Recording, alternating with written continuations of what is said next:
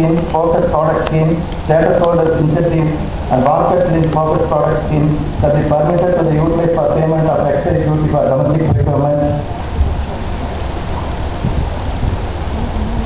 Introduction of new post-export EPDC scheme, where exporters may import capital goods on payment of duty in cash and subsequently receive duty credit on completion of export obligations. Zero duty EPDC scheme has been extended up to 31st March 2013. The scope and benefit of zero duty EPDC scheme has been extended to the units where the benefits of tax has already been availed, provided the benefits of tax already our calendar refund is applicable interest. 10% of the value of status holder incentives used to import capital goods will be allowed to the utilized to import components and spares capital goods imported area.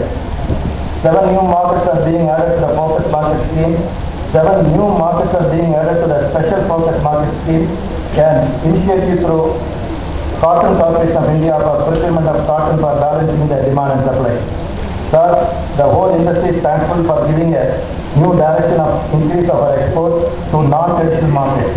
Under your dynamic leadership, all the councils correctly are vigorously pursuing the export promotion events in those non-traditional markets like Japan, Malaysia, Australia, South America, Uruguay, Brazil, Mexico, Russia, South Africa, and many more countries.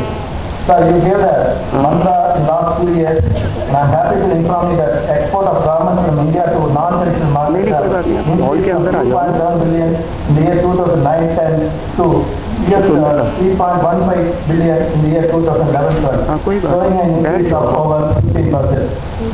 Another big benefit which exporters have got in your endeavor in reduction of transaction costs, which you have specially addressed. As a result of this, it is a smooth for council to approach to the office of DGFT in obtaining various licenses and also in deliberating various frequent meetings for policy and procedure changes. Direct interaction with the Ministry of Commerce officials, the speed in which MAI and MDA grant is given to us for undertaking various export promotion events and conducting studies.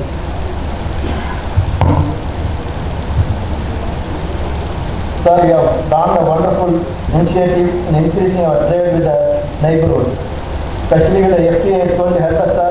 Today night we are leaving for Japan with 150 exporters headed by none other than our Madam Texas Secretary Kiran Digla, and we will be meeting the government officials of Japan and also with the 150 exporters showing our product.